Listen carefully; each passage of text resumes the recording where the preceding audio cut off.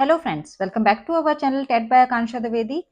आज हम करने वाले हैं नंबर सिस्टम का वो पार्ट जो एग्जाम में बहुत पूछा जाता है, प्राइम नंबर। प्राइम नंबर से आपके एग्जाम में बहुत क्वेश्चन पूछे जाते हैं और वो क्वेश्चन हम लर्न भी कर लेते हैं, लेकिन तब भी हम एग्जाम में जाकर वो क्वेश्चन भूल जाते हैं। तो कौन कौन से वो क्वेश्चन हैं जो प्राइम नंबर से पूछे जाते हैं, हम डिस्कस करने वाले हैं आज की क्लास में। क्लास को फ्रेंड्स एंड तक जरूर देखिएगा। प्राइम नंबर्स होते क्या है, किनको कहते हैं prime numbers. Basic definition prime numbers की आपको पता होगी कि जो प्राइम नंबर होते हैं वो या तो 1 से डिविजिबल होते हैं या अपने आप से डिविजिबल होते हैं। मतलब जो नंबर है वो या तो 1 से डिविजिबल होगा या इटसेल्फ खुद से डिविजिबल होगा और वो किसी भी तीसरे नंबर से डिविजिबल नहीं होता, तो वो होता है आपका प्राइम नंबर। ओके, अब इंग्लिश वाले स्टूडेंट देख लेंगे। A prime number is a natural number greater than 1 that has no positive divisor other than 1 and itself। तो आपके जो प्राइम नंबर्स होते हैं वो सारे ही आपके किस में आते हैं, आपके पॉजिटिव इंटीजर्स में आते हैं। प्रीवियस क्लास में हमने इंटीजर्स डिस्कस किए थे, तो जिन्होंने भी प्रीवियस क्लास को नहीं देखा है फ्रेंड्स, वो प्लीज प्रीवियस क्लास को जरूर देखिए, उससे आपको इस कॉन्सेप्ट को समझने में बहुत हेल्प मिलेगी। अब यहां से मेरा एक क्वेश्चन है आपसे कि सबसे छोटा प्राइम नंबर कौन सा होता है। तो हम सभी को पता है कि सबसे छोटा प्राइम नंबर 2 होता है। अब 1 को आप यहां पर इंक्लूड नहीं करते हैं प्राइम नंबर में। 1 आपका ना तो प्राइम नंबर है और ना ही वो कॉम्पोजिट नंबर है, ठीक है। क्योंकि आपकी जो प्राइम नंबर की डेफिनेशन है वो क्या कहती है कि वो नंबर 1 से डिविजिबल होना चाहिए और इटसेल्फ खुद से डिविजिबल होना चाहिए, ठीक है। तो कहने का मतलब है कि जो 1 है, अब वो इटसेल्फ भी 1 है एंड वो है भी 1, तो वो किससे डिविजिबल होगा, वो तो अपने आप से ही डिविजिबल है। तो आपका जो 1 है उसको हम ना तो प्राइम नंबर में कंसीडर करते हैं, ना ही हम उसको कॉम्पोजिट नंबर में कंसीडर करते हैं, ठीक है। ये बात आपको याद रखनी है, यहाँ पर हम कंफ्यूज हो जाते हैं कि 1 आखिर है क्या। तो 1 ना ही आपका कॉम्पोजिट है और ना ही वो आपका प्राइम नंबर है। तो अब जो आपके प्राइम नंबर हैं वो 2 से स्टार्ट होते हैं। अब पेपर में एक क्वेश्चन पूछा जाता है कि बताइए कि जो 2 है क्या वो प्राइम नंबर है और क्या वो इवन प्राइम नंबर है। तो 2 एक लौता ऐसा नंबर है जो इवन भी है और प्राइम भी है। बाकी आपके सभी नंबर जो होते हैं, जो आपके प्राइम नंबर होते हैं, वो सभी आपके ऑड नंबर में आते हैं। लेकिन 2 एक ऐसा नंबर है जो प्राइम भी है और इवन नंबर भी है। तो ये क्वेश्चन भी एग्जाम में पूछा गया है कि प्राइम एंड इवन नंबर कौन सा है। आपको ऑप्शन दे दिए जाएंगे 2, 3, 4, 5। तो यहाँ पर आपका जो ऑप्शन है वो 2 सही होगा, बाकी सारे प्राइम नंबर आपके ऑड नंबर में आते हैं। ओके, तो देख लेते हैं प्राइम नंबर। अभाज्य संख्या 2, 3, 5, 7, 11, 13, 17, 19, 23 एंड 29, ये सभी आपकी अभाज्य संख्याएं होती हैं, प्राइम नंबर्स होते हैं। अब पेपर में एक क्वेश्चन बहुत पूछा जाता है कि 1 से 50 तक के प्राइम नंबर्स कितने होते हैं, 1 से 50 तक के बीच में कितने प्राइम नंबर्स आते हैं। ये पेपर में क्वेश्चन बहुत पूछा जाता है, चाहे सीटेट या किसी भी एग्जाम की अगर आप बात करें। तो वैसे तो हम इसे डायरेक्ट याद रख सकते हैं कि 15 प्राइम नंबर्स होते हैं 1 से 50 के बीच में, लेकिन इनको निकालते कैसे हैं मैं ये नहीं कहूंगी कि इसकी कोई शॉर्ट ट्रिक है।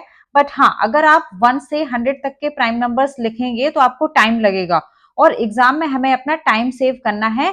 तो देख लेते हैं इनको कैसे फाइंड आउट करते हैं। प्राइम नंबर्स जो है वो आपके 6m प्लस माइनस 1 यहाँ पर मैंने लिखा हुआ है, इसको आप फॉर्मूला मान सकते हैं कि जो आपके प्राइम नंबर्स होते हैं उनको हम कैसे निकालेंगे। सबसे पहले हम 6 की टेबल लिखेंगे, 6 का पहाड़ा लिखेंगे।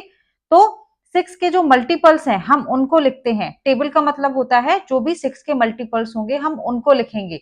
तो 6m का यहाँ पर जो मतलब है वो है कि m आपका जो है एक नेचुरल नंबर हो जाता है। यहाँ पर सबसे पहले हम m की वैल्यू कितनी पुट करेंगे, 1 पुट करेंगे, इसके बाद 2, इसके बाद 3 एंड 4 एंड 5। इस तरह से हम m की वैल्यू पुट करते जाएंगे एंड 6 की हम टेबल लिख लेंगे। आप चाहें तो डायरेक्ट भी अपनी टेबल लिख सकते हैं, ये मैंने आपको समझाने के लिए लिखा हुआ है कि कैसे आता है, ठीक है। तो यहाँ पर मैंने टेबल लिखी हुई है, देखिए आप, ये 6 की टेबल है, ठीक है। ये हमने टेबल लिख ली। सबसे पहले आपको यही करना है, चाहे आपसे 1 से 50 तक के नंबर पूछे जाएं या 1 से 100 तक के, आपको वहां तक क्या करनी है, टेबल लिख लेनी है। जैसे यहाँ पर मैंने 6 8 48, अब हम यहीं तक लेंगे क्योंकि हमसे 50 तक के नंबर्स के बीच में पूछा गया है। ओके, 54, 6 9 जा 54 ज्यादा हो जाएगा, हम इसको नहीं लेंगे, हमें 48 तक ही लेना है, ठीक है। नेक्स्ट देखते हैं, अब करना क्या है, ये हमने टेबल लिख ली थी पीछे, 6 1 जा 6, 6 2 जा 12, 6 3 जा 18, 6 4 जा 24, 6 5 जा 30, 6 6 जा 36, 6 7 जा 42 एंड 6 8 जा 48। अब इसके बाद क्या करना है, इसके बाद आपको 6 से एक छोटा नंबर एंड 6 से एक बड़ा नंबर, यहां पर देखिए आप, तो 6 से छोटा क्या हो जाएगा 5, एक नंबर बड़ा 7, क्योंकि आपने देखा यहाँ पीछे क्या लिखा हुआ था, यहाँ लिखा था प्लस माइनस 1, दैट मीन्स ये प्लस माइनस 1 का मतलब है एक नंबर बड़ा एंड एक नंबर छोटा, ठीक है। 12 से एक नंबर बड़ा आपका 13 हो जाएगा, छोटा 11, यहाँ पर 17 एंड 19। इस तरह से हम सभी में क्या करेंगे कि सब में से एक नंबर छोटा, एक नंबर हम बड़ा लिख लेंगे, जितने भी हमने मल्टीपल्स यहाँ पर लिखे हुए हैं 6 के, ठीक है।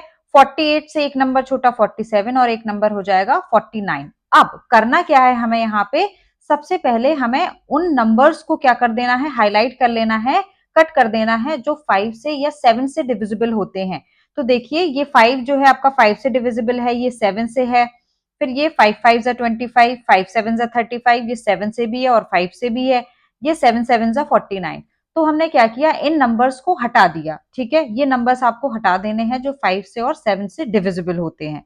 इसके बाद अब जो आपके ये रिमेनिंग नंबर्स थे, इनको आपको काउंट कर लेना है, ठीक है। यहाँ पर मैंने रिमेनिंग नंबर्स ये लिखे हुए हैं, ठीक है, 11 13 17 19 23 29 31 37 41 43 एंड 47। तो ये आपके जो पीछे नंबर्स बचे हुए हैं, ये कितने हो गए आपके, ये हो गए आपके कितने नंबर्स, 11 नंबर्स हो गए, ठीक है।